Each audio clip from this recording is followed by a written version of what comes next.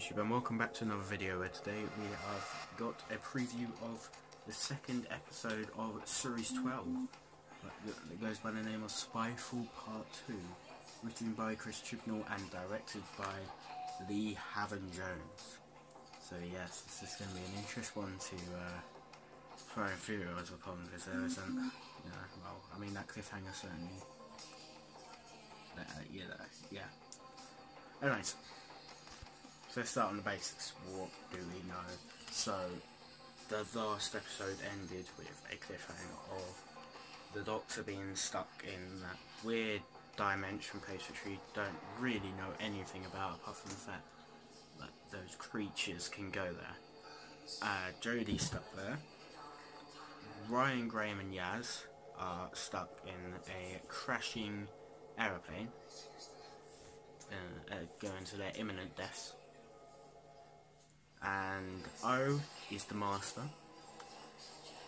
Those creatures are spread across, there's thousands of them all over the planet, and they're alien spies, and they want to kill all of Earth's spies.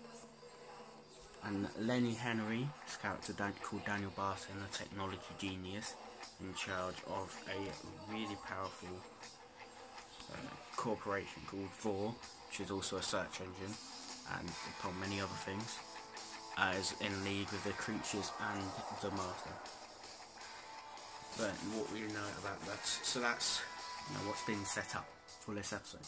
So now then so we know, well, if you watch the trailers, if you don't want any spoilers for the next episode, I would stop watching now.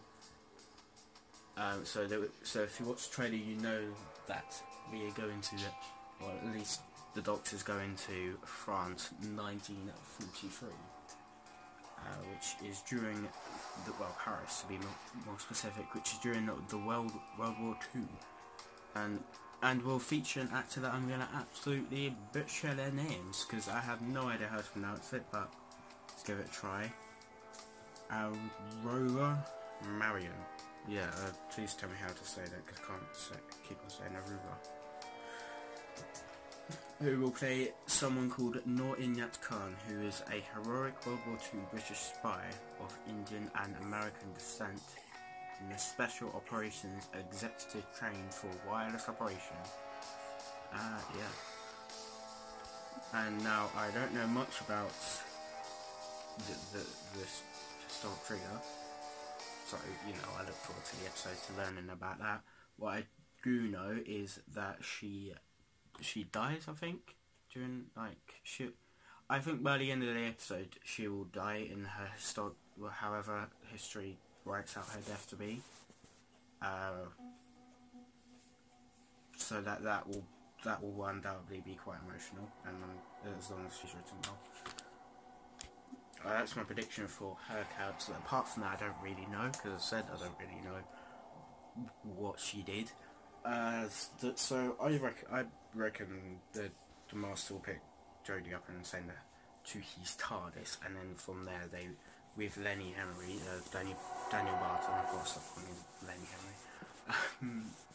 So the Master, Daniel Barton, and the Doctor shall travel back in time to 1943 Paris. For what reason, I'm not entirely sure, but I reckon it's going to be related to that message Jodie decoded, because on that they had multiple maps of Earths. Now at the time I thought they might be talking about a different universe, a different version of Earth in a different universe, but now I think they're just talking about Earth at a different time. What they're trying to achieve, I reckon, going to be something to do with a change in the timeline. I can't exactly think of what, but they're trying to change the timeline and doing something that will end up killing the human race and helping them try and get the universe, because that's, as I stated, what they want. Now then, what Daniel Barton gets out of this, I'm not really sure. Maybe it's what helped him go to the point where he is one of the most powerful men on the planet. And same with the Master, what he gets out of this, you know, probably gets control, like joint control of the universe, I'd imagine. So for him, that's almost like Christmas. So yeah, for the plot of this episode, yeah, as I said, I'm not really sure how to go, but that's my theory. So if we go to the synopsis, it says, in part 2 of this epic spy thriller, a terrifying plan to destroy humanity is about to reach fruition. Can the Doctor and her friends escape multiple traps and defeat a deadly enemy? Now, before I read that synopsis, I thought this would be a companion light episode, as in the trailers or clips we've seen, there haven't been anything much of the companions in this sort of, you know, like, well, from what we saw in the episode. And as we know, they were in a crashing plane. So if you watch my review, you know my theory and how they get out of that, which is that Yaz, when she got taken to that other dimension, what I'm calling it, I believe she's as much of a human as Daniel Barton is. That so whatever happened in there changed her DNA, so she's only 93% human, and I believe that they've got some of the DNA from those creatures that can pass through walls, which will allow her to teleport out of that situation, along with Graham and Ryan, to that dimension, and sometime in the episode join with the Doctor.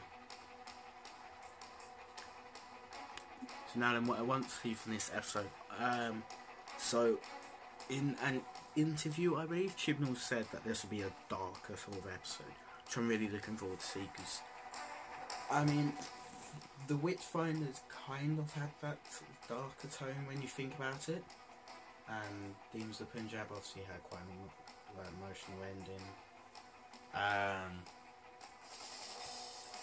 But we haven't really had that, because the Witchfinders obviously had King James, with incredibly comedic throughout the entirety of the episode, but we haven't really seen a proper dark episode in Chibnall's era yet, which I am looking forward to seeing how he handles it and how he does it, and I'm really looking forward to seeing how the Doctor and her fam deal with that in that situation. What was I? Deal with darker situations. There we go. I can speak in the end. And it might help some people reach that point where they finally click with the Doctor. As I said, I've clicked with Jodie, and as I said, I'm not really sure why. Just something clicked when I rewatched Series 11, and so I liked her as a Doctor, and she felt very, very good as a Doctor in the last 2 episodes from Resolution and Spyfall for me. That's where she shined so far for me.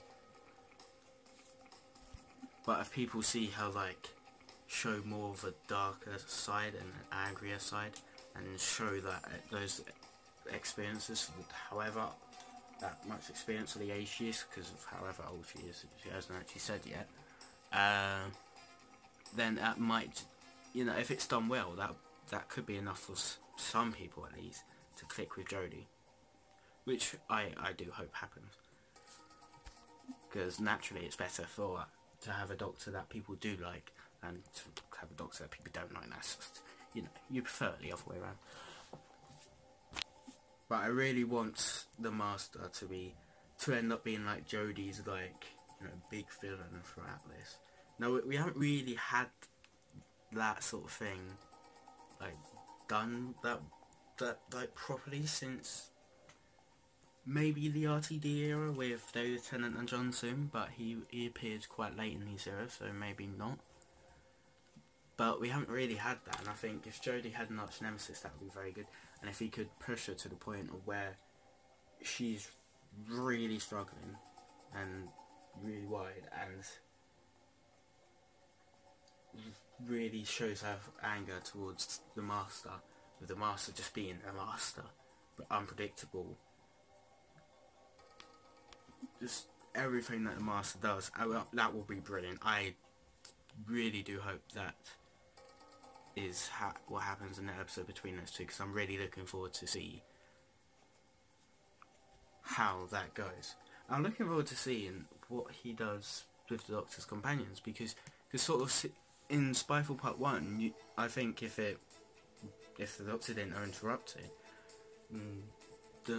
O is going to try and sort of like maybe try and turn Graham against the Doctor, because he did offer to to show him some of the Doctor's history. Which would have been really interesting to see how that would have gone if it did happen. So it's going to be interesting if he tries something similar. Well, anyways, I do hope this is going to be like a fantastic conclusion to this opening two-parter, because the fact that it'll be brilliant if it'll really start the season off well if both episodes of two-parter are really well received, and this is where I hope it starts setting up whatever the series arc is, or as Chibnall worded it, the theme of the series. But one of my worries for this is that I hope the Master being in it, and I'm sure he's going to be focused on a lot more than Spyfall Part 1, because yeah, obviously he can't really be focused on that much in Spyfall Part 1 until the end. I hope he doesn't overshadow Daniel Barton's character and the creatures that pass through objects, because I feel like there's still stuff that needs to be done about them, like explanations and stuff. As I said, I don't mind not finding out properly what those creatures are, but there's still a lot of questions we have about them. For instance, how they got through the TARDIS. I hope that does get addressed by Chibnall. But anyways, yes, so that's my preview for Spyfall Part 2, second episode of Series 12. And I'm really looking forward to this episode. Yeah, the cliffhanger was so good that it's just genuinely, it's a painful wait to find out how it's resolved, but not too long, just 2 days now to go. Hopefully Chibnall can pull off another brilliant episode to go with what I hope will be a fantastic series and a massive improvement on Series 11. So I hope you do enjoy the video. Let me know what your theories and thoughts on what's going to happen in Spyfall Part 2. I'll be interested to see what you think. So apart from then, I'll see you in the next video.